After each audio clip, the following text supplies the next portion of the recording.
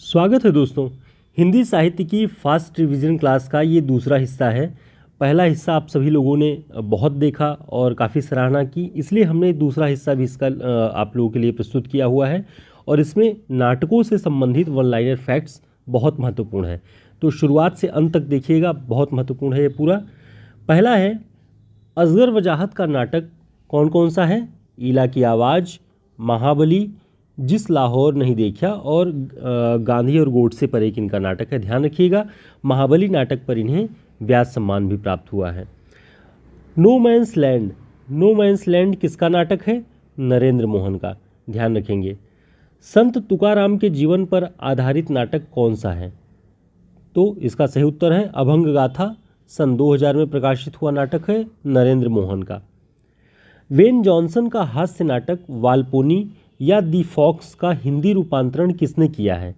तो ध्यान रखेंगे, इसका सही उत्तर क्या है? रामेश्वर प्रेम ने, लोमड़ वेश नाम से। महत्वपूर्ण है, ये कई बार पूछा जा चुका है परीक्षा में।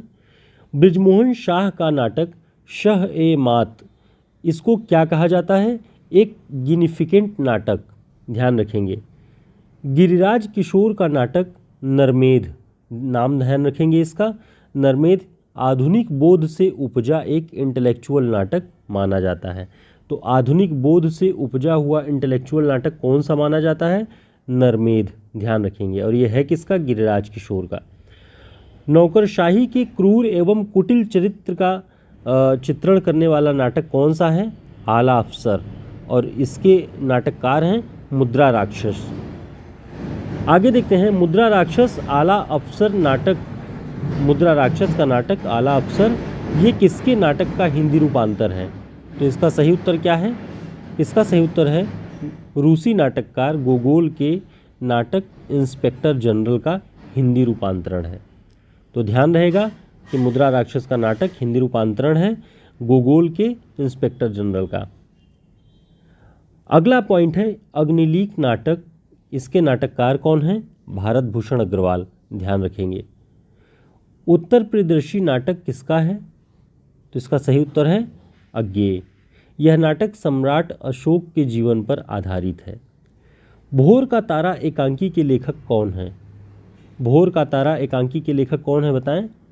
तो इसका सही उत्तर है जगदीश चंद्र माथुर। एक और महत्वपूर्ण एकांकी है बादल की मृत्यु। तो बादल की मृत्यु सन 1930 ईस्वी में प्रकाशित एकांकी है और इसके लेखक हैं राम कुमार वर्मा। राम कुमार वर्मा को हिंदी एकांकी विधा का जनक भी कहा जाता है। ठीक है, तो पश्चिमी नाट्य विधानों का प्रयोग करके पहली बार अगर कोई हिंदी में रचना लिखी गई, एकांकी लिखी गई, वो थी बादल की मृत्यु। 1930 में इसका प्रकाशन हुआ है। ठीक है, अगला पॉइंट देखते हैं, सुहाग बिंदी। सुहाग बिंदी एकांकी के लेखक कौन हैं? तो इसका सही उत्तर है गणेश प्रसाद द्विवेदी। ध्यान रखेंगे। तिलस्मी एयारी उपन्यासों के प्रवर्तक कौन माने जाते हैं? देवकीनंदन खत्री। जासूसी उपन्यासों के प्रवर्तक कौन माने जाते हैं? गोपाल राम गहमरी। तो यहाँ से आपको ध्यान रखना है कि तिलस्मी एयारी जो उपन्यासों के प्रवर्तक देवकीनंदन खत्री जी माने जाते हैं, जासूसी उपन्यासों के प्रवर्तक गोपाल राम गहमरी माने जाते हैं। और हिंदी का कानन डायल किसे कहा जाता है? हिंदी का कानन डायल गोपाल राम गहमरी को ही कहा जाता है। तो जासूसी उपन्यासों के प्रवर्तक और हिंदी का कानन डायल गोपाल राम गहमरी। अंगूठी का नगीना, अंगूठी का नगीना सन 1918 में प्रकाशित ये उपन्यास विधा की रचना है किशोरीलाल गोस्वामी की। ध्यान रखेंगे, अंगूठी का नगीना किशोरीलाल गोस्वामी सन 1918 और ये उपन्यास विधा की रचना है। लालचीन उपन्यास, लालचीन 1916 में प्रकाशित उपन्यास है ब्रजनंदन सहाय का। ठीक है, हिंदी का प्रथम ऐतिहासिक उपन्यासकार किसे माना जाता है?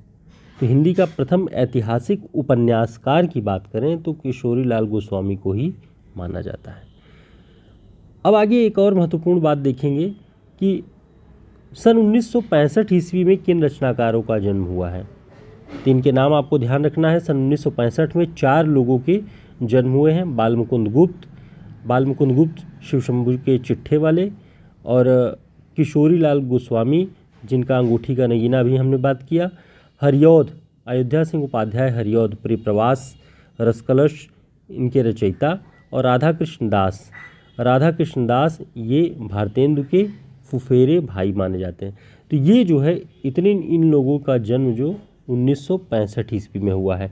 तो इस रूप में भी आप जन्मक्रम वाले प्रश्नों को याद करके अच्छे से सॉल्व कर सकते हैं।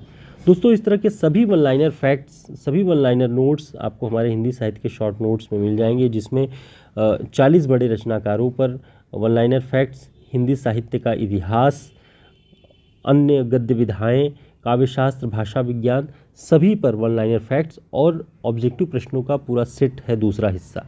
तो 2 हिस्सों में ये विभाजित नोट्स है, आपके लिए बहुत उपयोगी होगी। किसी भी प्रतियोगी परीक्षा की आप तैयारी कर रहे हो, TGT, PGT, assistant professor, UGC net, सबके लिए ये वन लाइनर फैक्ट्स बहुत उपयोगी हैं। आप हमारे नंबर पर संपर्क करके इसे ऑर्डर कर सकते हैं।